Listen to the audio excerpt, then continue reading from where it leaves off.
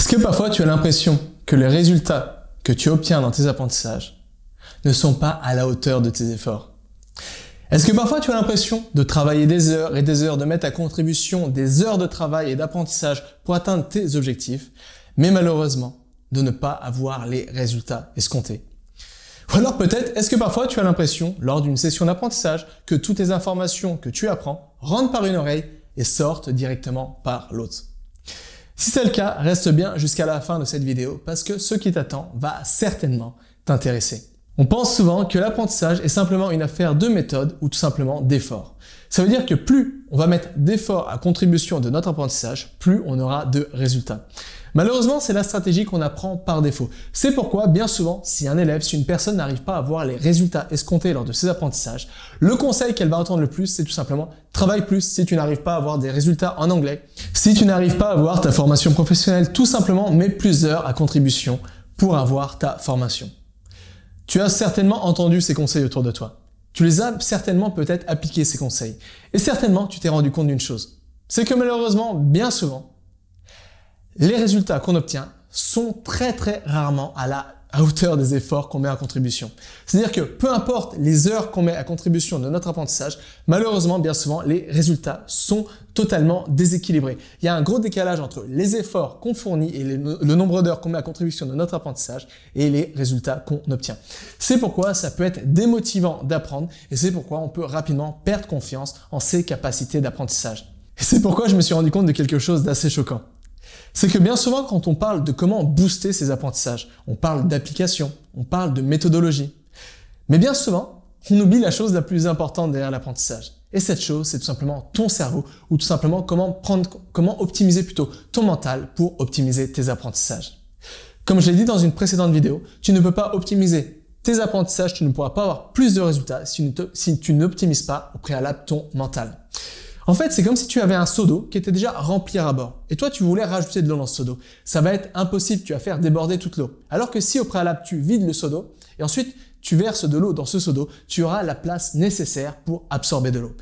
Pourquoi je te parle de ça? Parce que c'est exactement la même chose avec le mental. Si tu veux absorber plus d'informations, si tu veux avoir un niveau de concentration plus constant, si tu veux faire en sorte que chacun de tes efforts d'apprentissage compte et t'apporte les résultats escomptés, il faut déjà optimiser ton mental, vider ton mental, optimiser ton mental pour pouvoir optimiser par la suite tes apprentissages. Et c'est pourquoi ça m'amène tout simplement aux 4 choses finalement qu'on entend très peu lors de l'apprentissage.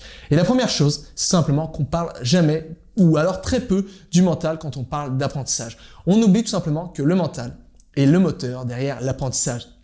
Sans un mental en bonne condition, on pourrait appeler ça, je sais pas, en bonne condition mentale, on ne pourra pas avoir des bons résultats en apprentissage. C'est aussi simple que ça. La deuxième chose, c'est tout simplement qu'on oublie que le mental est assez imprévisible. Et c'est pourquoi, si on n'utilise pas des techniques précises, si on ne se base pas sur des stratégies précises, le mental est quelque chose qui est assez aléatoire. On a des humeurs. Un jour, on va être motivé. Un jour, on va être fatigué. Un jour, on va un peu avoir le cafard. Un autre jour, on va être super heureux, super motivé. Et c'est pourquoi, malheureusement, comme le mental est aléatoire, et même si on travaille tous les jours, on va travailler avec un mental aléatoire, ça veut dire qu'on aura des résultats qui sont eux aussi aléatoires. Et ça, c'est le deuxième point, c'est que bien souvent, on oublie, quand on parle du mental, que le mental a ses propres humeurs et que les humeurs ne sont pas forcément, toutes ces humeurs du mental ne sont pas forcément en adéquation avec l'humeur la plus optimale pour apprendre.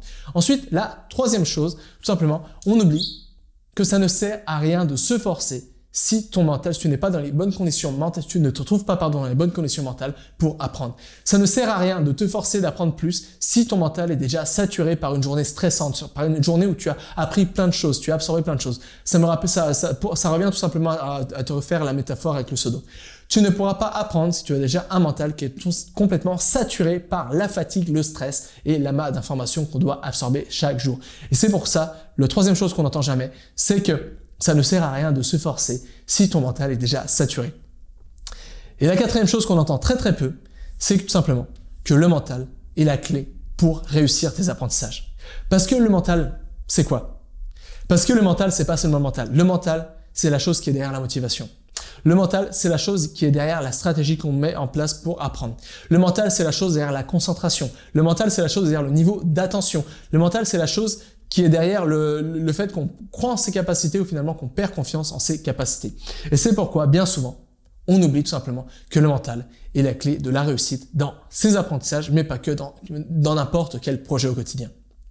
Donc voilà, je te résume ces 4 choses qu'on entend finalement très peu sur l'apprentissage. Tout simplement que le mental est le moteur de l'apprentissage. 2, que le mental a ses humeurs, donc il est imprévisible et assez aléatoire. Et donc si on n'apprend pas à optimiser ses humeurs, tout ça, eh ben on aura des résultats qui seront eux aussi aléatoires. On oublie que ça ne sert à rien de se forcer si tu as déjà un mental qui est super saturé. Et quatrièmement, on oublie que le mental est la clé pour avoir du succès dans n'importe quel projet, dans n'importe quelle activité. J'ai voulu créer cette vidéo parce que je pense sincèrement que le mental est la chose qu'on oublie souvent quand on parle d'apprentissage ou même de travail. On oublie que le mental est le moteur qui permet de travailler, d'apprendre, qui permet de faire n'importe quoi. Et c'est pourquoi si tu veux arriver à atteindre la direction souhaitée, si tu veux arriver à atteindre tes objectifs, c'est bien parfois de prendre soin de son mental. Alors si toi aussi parfois tu as l'impression d'avoir des humeurs changeantes et surtout tu as l'impression que ces humeurs ne te permettent pas, t'empêchent d'avoir les résultats escomptés lors de tes apprentissages. Si toi aussi parfois, tu as l'impression de subir tes apprentissages plutôt que d'avoir des résultats lors de tes apprentissages. Et si toi aussi parfois tu as l'impression que les informations que tu apprends, que tu absorbes rentrent par une oreille et sortent directement par l'autre, alors c'est la raison pour laquelle j'ai sorti une nouvelle formation, la formation que j'ai appelée Top Performance, les secrets pour éviter la procrastination, optimiser ses performances mentales, booster sa concentration et être ultra efficace dans ses apprentissages.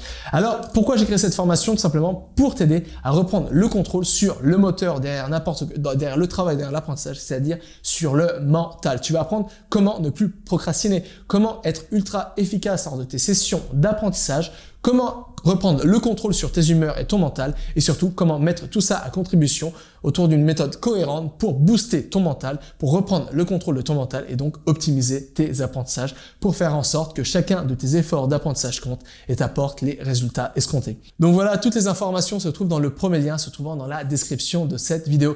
Donc je te laisse le temps de prendre connaissance de tout ça et nous on se retrouve dans une nouvelle vidéo. Et jusqu'à là, n'oublie pas, tout est possible avec cet apprendre.